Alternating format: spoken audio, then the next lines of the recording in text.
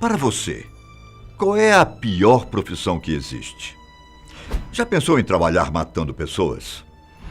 Não sou eu que estou te propondo ser um matador de aluguel. Estou falando da profissão de carrasco, que por tantos anos era algo completamente comum na Europa. Era o carrasco quem decepava as cabeças com machado, que acionava a guilhotina ou que empurrava o condenado na hora do enforcamento. E hoje eu irei contar alguns detalhes dessa profissão.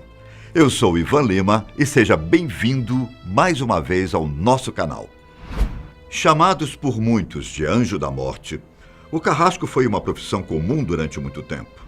Na verdade, até hoje existe essa profissão. Aos que não sabem, as pessoas que executam presos em países onde essa prática é permitida são chamados de carrascos. Mas o que vocês sabem sobre essa profissão um tanto assustadora? Eu vou tentar contar uma breve história de como era e como é ser um executor.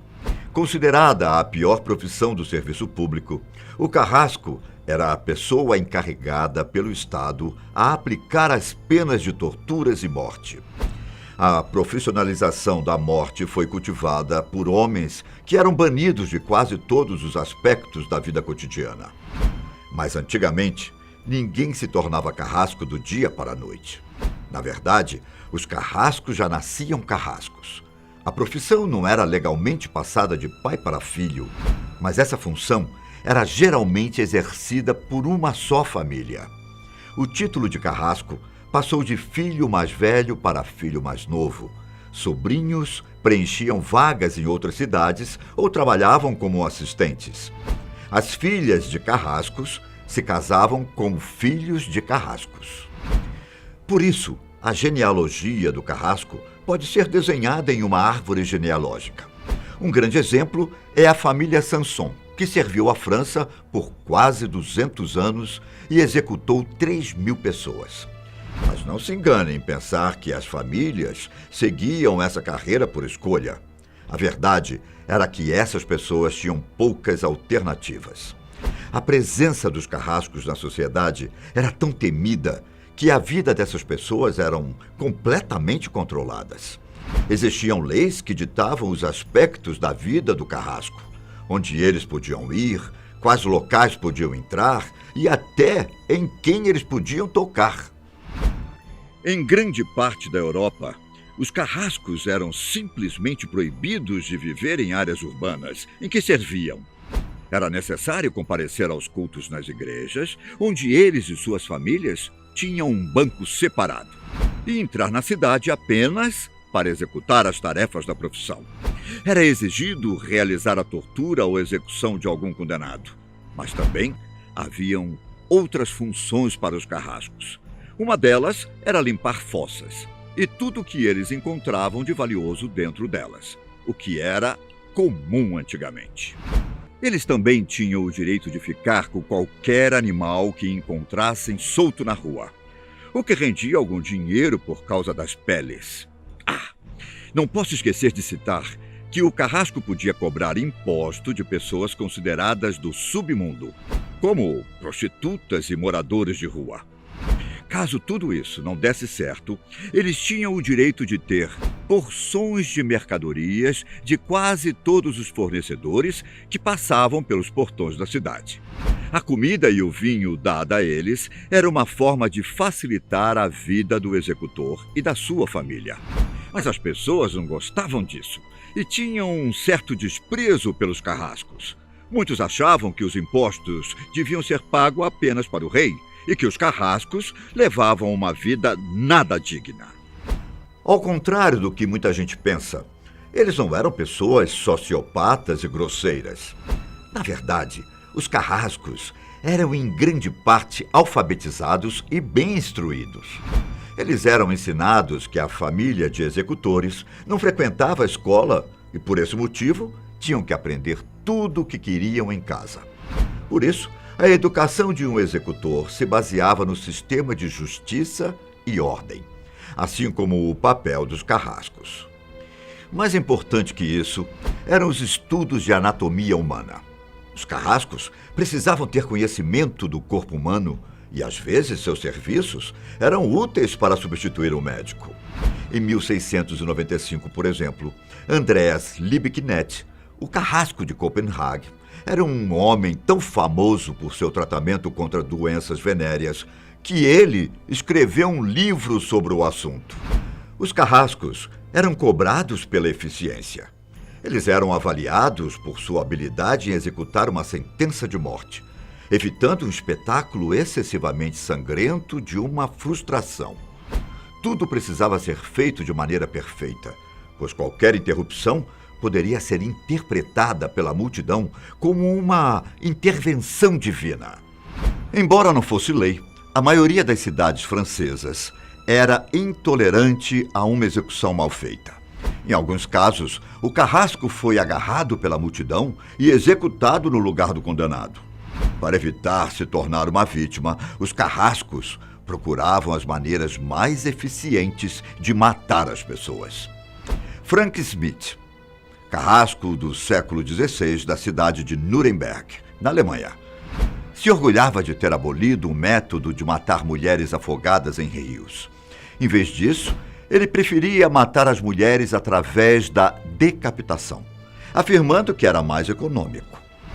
Charles Henri Sanson, durante a Revolução Francesa, também alertou, em 1791, que a decapitação por espadas era uma forma não efetiva de matar uma pessoa.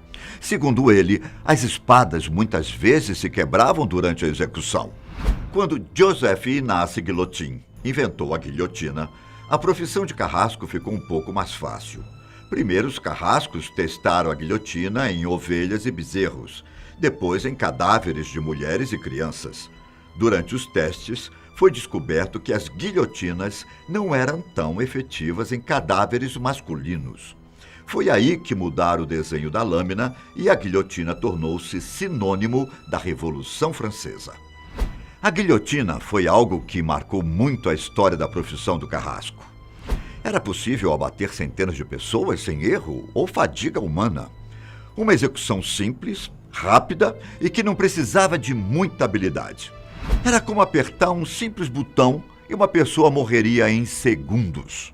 A partir disso, não havia mais a necessidade de um carrasco habilidoso que conhecia a anatomia humana. Mas houve controvérsias. Albert Pierrepont, um executor inglês, manteve a tradição da sua família e usava as técnicas para enforcar as pessoas da forma mais suave possível. Porém, conforme o tempo foi passando, os países foram proibindo as execuções em público. Em 1868, a Grã-Bretanha aboliu a execução em público. Na França, as execuções públicas foram proibidas e transferidas para os pátios das prisões, tornando cada vez mais difícil presenciar um evento como esse. Lentamente, a profissão de carrasco foi desaparecendo, principalmente após a Segunda Guerra Mundial. O último carrasco da família Pierrepont, Albert, se aposentou em 1956. Ele abriu um pub e escreveu uma autobiografia. Estima-se que ele tenha matado mais de 600 pessoas. Quando falamos em carrascos, pensamos que essa é uma profissão do passado e que nos dias atuais não existe mais. Mas é aí que vocês se enganam. Sabir Masih é um dos carrascos dos dias de hoje. Ele executa as pessoas no Paquistão, onde a prática voltou ativa no ano de 2015. Nesse ano, havia cerca de 8.000 pessoas no corredor da morte, seja por assassinato, estupro ou mesmo terrorismo.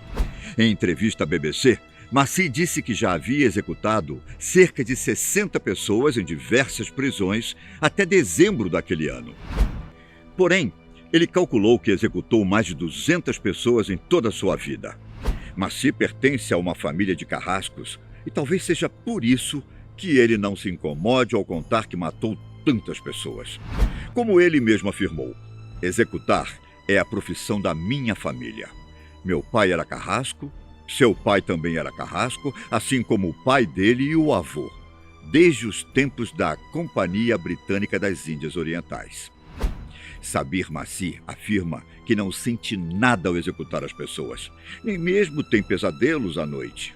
Ele contou até que seu pai o ensinou como fazer nó do enforcado e o levou para presenciar execuções antes de ser contratado. Sua primeira execução foi no ano de 2007, quando ele enforcou um homem em uma prisão.